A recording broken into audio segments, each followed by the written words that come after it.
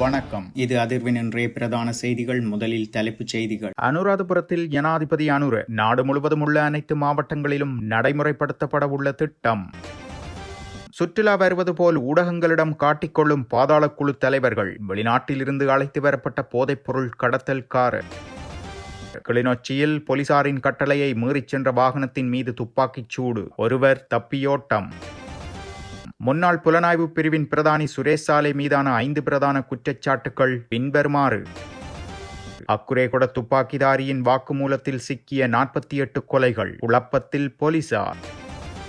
அடுத்த இலக்கு கோட்டபாயதான். விமல் வீரவங்ச பகிரங்க எச்சரிக்கை. ඊළඟට මේගොල්ලෝ ගන්න තීරණය කළා තියෙන්නේ ගෝඨාභය රාජපක්ෂ. ඒකට තමයි සලේ මගින් ඊළඟට පුටපාද ගන්න හදන්නේ එතනට. மாடு திருடர்களை பிடித்துக் கொடுத்தால் 25,000 ரூபாய் சன்மானம்.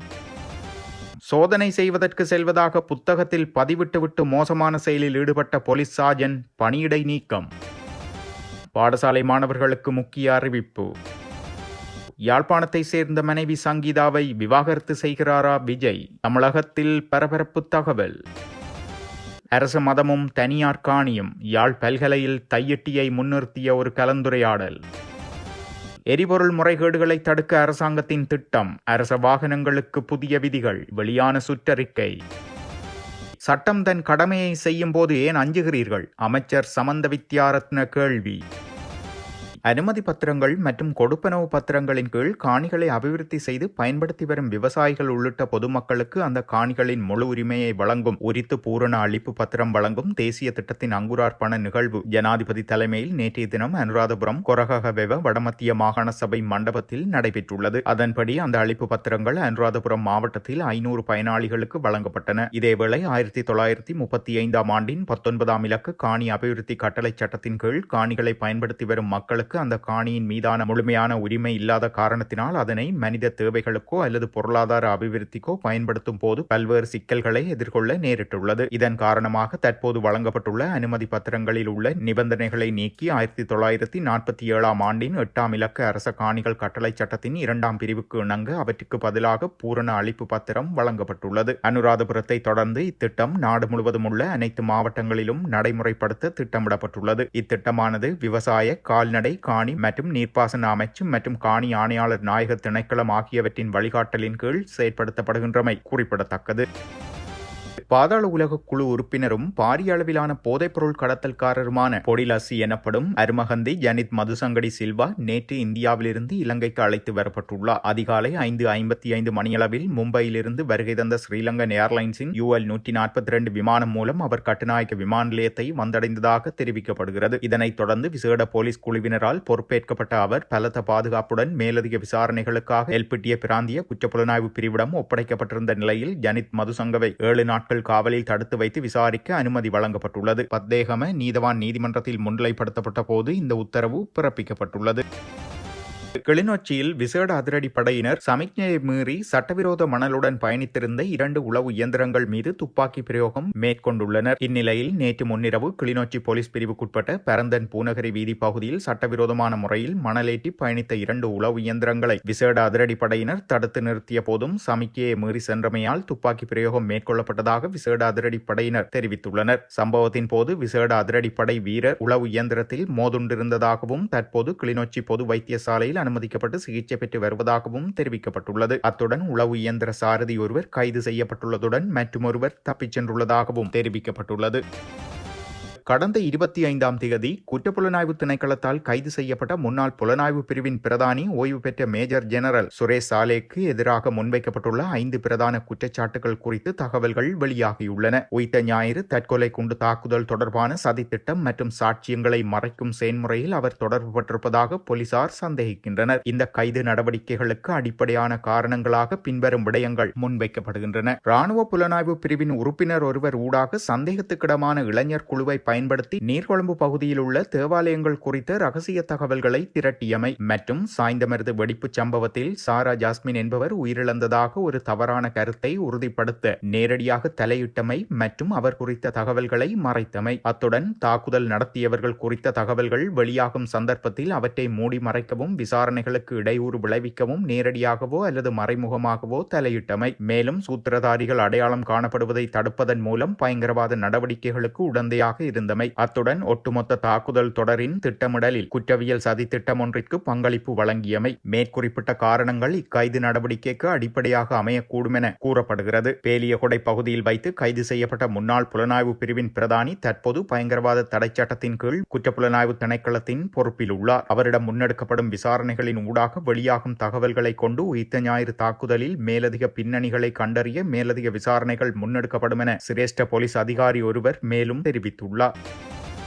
அக்குரேகொடவில் வழக்கறிஞர் மற்றும் அவரது மனைவி சுட்டுக் கொல்லப்பட்ட இரட்டை கொலை தொடர்பாக கைது செய்யப்பட்ட இரண்டாவது துப்பாக்கிதாரி தொடர்பில் பல தகவல்கள் வெளியாகியுள்ளன. சந்தேக நபரிடம் போலீசார் நடத்திய விசாரணையில் தென்மாகாணம் உள்ளிட்ட பல பகுதிகளில் சுமார் 48 பேரை கொலை செய்த துப்பாக்கிச் சூட்டில் ஈடுபட்டவர் தான் என்றும் போலீசாரிடம் ஒப்புக்கொண்டுள்ளார். இதற்கிடையில் மாலபே பகுதியில் ரூபாய் 2 லட்சம் பணத்தை பெற்றுக்கொண்டு துப்பாக்கிச்சூடு நடத்தியவர் அன்றைய தினம் மொனராகலைக்கு தப்பிச் சென்றதும் தெரியவந்துள்ளது. இதன் பின்னர் அவர் அதிவேக நெடுஞ்சாலை வழியாக மாத்தளையை அடைந்ததாகவும் கூறியிருந்தார். மொனராகலையில் நக்கல பகுதிக்கு சென்ற பிறகு அழைத்து செல்லப்பட்ட அங்கொட லொக்கா என்ற ஒழுங்கமைக்கப்பட்ட குற்றவாளியின் நண்பரான கெலும் என்ற மற்றொரு சந்தேக நபர் வந்துள்ளமையும் கண்டறியப்பட்டுள்ளது. இதன் பின்னர் துபாயிலிருந்து ஒருவர் கெலுமை அழைத்து ஒருவர் வருகிறார், அவரை பாதுகாப்பாக வைத்திருக்க வேண்டும் என்று கூறியதாகவும் தெரிவித்துள்ளார். கரந்தனிய சுத்தா என்ற ஒழுங்கமைக்கப்பட்ட குற்றவாளியின் அறிவுறுத்தலின் பேரில் இந்த கொலைகள் நடத்தப்பட்டதாக தெரிய வந்துள்ளது. ஐயா சுத்தா என் கடவுள், நான் சுத்தாவுக்காக எதையும் செய்வேன், நான் பணத்திற்காக இதை செய்யவில்லை என்று சந்தேக நபர் விசாரணை அதிகாரிகளிடம் வாக்குமூலம் வழங்கியுள்ளார். துப்பாக்கிச்சூடு நடத்தியவரிடமிருந்து மேலும் வாக்குமூலங்கள் எடுக்கப்படும் என்று போலீசார் தெரிவித்துள்ளனர்.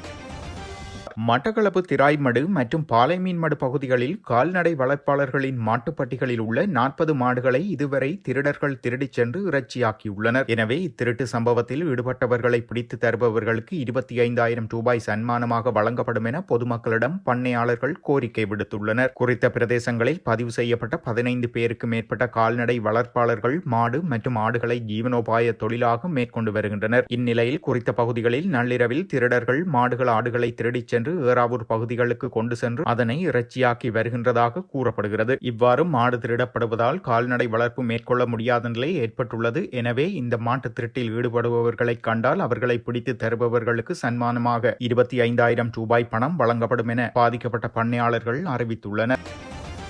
அரச புலனாய்வு பிரிவின் முன்னாள் பணிப்பாளர் மேஜர் ஜெனரல் சுரேஷ் சாலே கைது செய்யப்பட்டமை முன்னாள் ஜனாதிபதி கோட்டபாய ராஜபக்சவை கைது செய்வதற்கான ஒரு முன்னோடியே தவிர வேறெதுவும் அல்ல என தேசிய சுதந்திர முன்னணியின் தலைவரும் முன்னாள் அமைச்சருமான விமல் வீரவன்ச தெரிவித்துள்ளார். அவர் மேலும் தெரிவிக்கையில், மேஜர் ஜெனரல் சுரேஷ் சாலே கைது செய்யப்பட்டதை தொடர்ந்து முன்னாள் ஜனாதிபதி கோட்டபாய ராஜபக்சவை கைது செய்வதற்கான நடவடிக்கைகளை அனுர தலைமையிலான அரசு ஆரம்பித்துள்ளது. இந்த அரசு திட்டமிட்ட முறையில் அரசியல் பழிவாங்கல் நடவடிக்கைகளை மிக அழகாக அரங்கேற்றி வருகிறது. சுரேஷ் சாலையின் கைது மூலம் அவர்களின் அடுத்த இலக்கு கோட்டபாய ராஜபக்சவே என்பது தெளிவாகின்றது. ஈஸ்டர் தாக்குதலுக்கு மூளையாக செயற்பட்ட சஹ்ரான் ஹாசிம் ஒரு தீவிர சிங்கள பௌத்த தலைவராக கருதப்படும் கோட்டபாய ராஜபக்சவை பதவிக்கு கொண்டு வருவதற்காக தனது உயிரை தியாகம் செய்தாரா? இது முற்றிலும் முட்டாள்தனமான வாதமாகும் என்றும் அவர் கூறியுள்ளார். புலனாய்வு அதிகாரிகள் சஹ்ரான் அல்லது பிரபாகரன் என யாராக இருந்தாலும் நாட்டின் பாதுகாப்பு கருதி அவர்களுடன் தொடர்பை பேணுவது இயல்பானது. சஹ்ரானின் தீவிரவாத நடவடிக்கைகள் குறித்த தகவல்கள் கிடைத்த உடனேயே அவரை கண்காணிக்க தொடங்கியது புலனாய்வு பிரிவினர்தான் என்பதை அனைவரும் நினைவில் கொள்ள வேண்டும். ஈஸ்டர் தாக்குதலின் உண்மையான குற்றவாளிகளை பாதுகாக்கும் அதே வேளையில் புலம்பெயர் தமிழர்களை திருப்திப்படுத்துவதற்காகவே இவ்வாறான துரோகச் செயல்கள் முன்னெடுக்கப்படுகின்றன. இந்த அரசின் இத்தகைய நடவடிக்கைகள் நாட்டின் பாதுகாப்புக்கு பெரும் அச்சுறுத்தல் என்றும் அவர் கூறியுள்ளார். களுத்துறையில் சட்டவிரோத மதுபான விற்பனை மற்றும் ஏனைய சோதனைகளை மேற்கொள்வதற்காக போலீஸ் நிலையத்தில் பதிவுகளை மேற்கொண்டுவிட்டு பெண்ணொருவருடன் விடுதியில் தங்கியிருந்த போலீஸ் சார்ஜென்ட் ஒருவர் பணியிலிருந்து இடைநிறுத்தப்பட்டுள்ளார். வெளிப்பண்ண போலீஸ் நிலையத்தில் கடமையாற்றும் சார்ஜென்ட் ஒருவரே இவ்வாறு பணி நீக்கம் செய்யப்பட்டுள்ளார். வெளிப்பண்ண போலீஸ் பொறுப்பதிகாரி மற்றும் மேலும் 3 அதிகாரிகளுடன் இணைந்து சோதனை நடவடிக்கைகளுக்காக வெளியேறுவதாக போலீஸ் புத்தகத்தில் பதிவிட்டுவிட்டு அவர் போலீஸ் நிலையத்தில் இருந்து வெளியேறியுள்ளார். இது தொடர்பில் கிடைத்த ரகசிய தகவலை அடுத்து போலீஸ் நிலைய பொறுப்பதிகாரி சோதனை விசாரணை நடவடிக்கைகளை மேற்கொண்டிருந்தார். இதன்போது குறித்த சார்ஜன் மத்துகம போலீஸ் பிரிவுக்குட்பட்ட அகலவத்தை வீதியில் உள்ள விடுதியொன்றில் பெண்ணொருவருடன் தங்கியிருந்தது கண்டுபிடிக்கப்பட்டுள்ளது. கடமை நேரத்தில் ஒழுக்கமற்ற மற்றும் மோசடியான செயல் காரணமாக குறித்த போலீஸ் அதிகாரி உடனடியாக பணியிலிருந்து இடைநிறுத்தப்பட்டுள்ளார். பாடசாலை மாணவர்களுக்கான பாதணி வவுச்சர்களின் செல்லுபடி காலம் நீடிக்கப்பட்டுள்ளது. எதிர்வரும் 28ஆம் திகதியுடன் நிறைவடையவிருந்த போதிலும் தற்போது அதன் செல்லுபடியாகும் காலம் அடுத்த மாதம் 15ஆம் திகதி வரை நீடிக்கப்பட்டுள்ளது. நடிகரும் தமிழக வெற்றிக் கழக தலைவருமான விஜயின் மனைவி சங்கீதா விவாகரத்து கோரி மனு தாக்கல் செய்துள்ளதாக இந்திய ஊடகங்கள் செய்தி வெளியிட்டுள்ளது. தமிழக சட்டசபை தேர்தலில் போட்டியிடவுள்ள விஜய் தீவிர அரசியல் பிரச்சாரத்தில் ஈடுபட்டு வருகிறார். இந்நிலையில் சங்கீதா செங்கல்பட்டு குடும்ப நல நீதிமன்றத்தில் மனு தாக்கல் செய்துள்ளதாக இந்திய ஊடகங்கள் செய்தி வெளியிட்டுள்ளன. இச்சம்பவம் தற்போது தமிழக அரசியல் மற்றும் சினிமா வட்டாரத்தில் பரபரப்பை ஏற்படுத்தியுள்ளது. விஜயின் மனைவி சங்கீதா யாழ்ப்பாணத்தை பின்புலமாக கொண்ட லண்டன் வாழ் புலம்பெயர் தமிழர் என்பது குறிப்பிடத்தக்கது. தையிட்டி விகாரையை முன்னிறுத்திய கலந்துரையாடல் அரச மதமும் தனியார் காணியும் எனும் பொருளில் யாழ்ப்பாண பல்கலைக்கழகத்தில் இடம்பெற்றுள்ளது. குறித்த கலந்துரையாடலானது நேற்று ஆசிரியர் சங்கத்தினால் ஒழுங்கமைப்பில் பல்கலைக்கழக நூலக கேட்போர் கூடத்தில் நடைபெற்றுள்ளது. வடக்கு கிழக்கில் சிங்கள பௌத்த மத சின்னங்களை முன்னிறுத்திய நில ஆக்கிரமிப்புகளின் முதன்மையான தையிட்டி விவகாரத்தில் அரச மதத்தை மையமாக கொண்ட தனியார் காணி உரிமைகள் தொடர்பாக எழுந்துள்ள சமூக, சட்ட, அரசியல் மற்றும் மனித உரிமை பரிமாணங்கள் மற்றும் இனத்துவ அரசு என்பவை தொடர்பில் இக்கலந்துரையாடலில் விவாதிக்கப்பட்டுள்ளது. யாழ் பல்கலைக்கழக ஆசிரியர் சங்க தலைவர் தி. விக்னேஸ்வரன் தலைமையில் நடைபெற்ற இக்குறித்த கலந்துரையாடலில் நாடாளுமன்ற உறுப்பினர்களான ஸ்ரீதரன், கஜேந்திரகுமார் மற்றும் முன்னாள் நாடாளுமன்ற உறுப்பினர் சே. கஜேந்திரன், வடக்கு மாகாண முன்னாள் முதலமைச்சர் வரதராஜ பெருமாள், பலிகாமம் வடக்கு பிரதேச சபை உறுப்பினர்கள், பல்கலைக்கழக மாணவர்கள், கல்வியாளர்கள், ஊழியர்கள், சமூக செயற்பாட்டாளர்கள் மற்றும் பொதுமக்கள் என பலரும் பங்கேற்று கருத்துக்களை பகிர்ந்து கொண்டமை குறிப்பிடத்தக்கது. அரச வாகனங்களின் பராமரிப்பை முறைப்படுத்துவதற்காக பொது நிர்வாக, மாகாண சபைகள் மற்றும் உள்ளூராட்சி அமைச்சின் செயலாளரினால் புதிய சுற்றறிக்கை வெளியிடப்பட்டுள்ளது. இந்த சுற்றறிக்கையானது அடுத்த மாதம் 1ஆம் திகதி முதல் நடைமுறைக்கு வரவுள்ளது. வாகனத்தின் எரிபொருள் பாவனை திறன் ஆண்டுக்கு ஒருமுறை கட்டாயம் சோதிக்கப்பட வேண்டும். இதேவேளை ஒவ்வொரு 25,000 கிலோமீட்டர் பயணத்திற்கு பிறகு அல்லது இயந்திர பழுதுபார்ப்பிற்கு பிறகு கட்டாயம் சோதிக்கப்பட வேண்டும். எரிபொருள் பாவனையில் திடீர் மாற்றம் கண்டறியப்பட்டால் அது இயந்திர கோளாறா அல்லது ஊழல் நடவடிக்கையா என்பதை உறுதிப்படுத்த வாகனங்களுக்கு பொறுப்பான அதிகாரியிடம் சமர்ப்பிக்க வேண்டும். வாகனங்களின் பயண பதிவேடுகளை முறையாக புதுப்பிப்பதற்கும் அவற்றை ஆய்வு செய்வதற்கும் புதிய வழிகாட்டல்கள் வழங்கப்பட்டுள்ளன. இந்த நடைமுறை மூலம் அரச வாகனங்களின் தேவையற்ற செலவுகளை குறைக்கவும் எரிபொருள் முறைகேடுகளை தடுக்கவும் அரசாங்கம் திட்டமிட்டுள்ளது.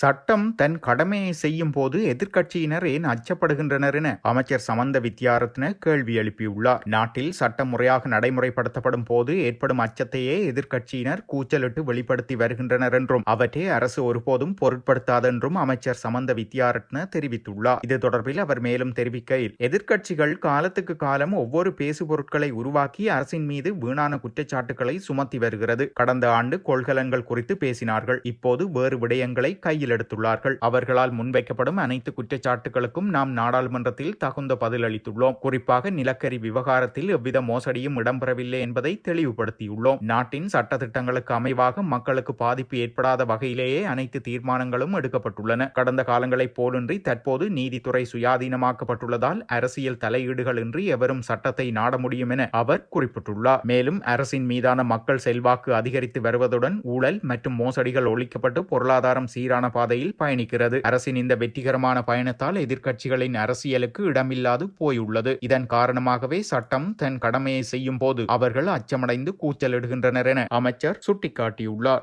இத்துடன் செய்திகள் நிறைவடைகின்றன. மறக்காமல் அதிர்வு சேனலை லைக் மற்றும் சப்ஸ்கிரைப் செய்து கொள்ளுங்கள்.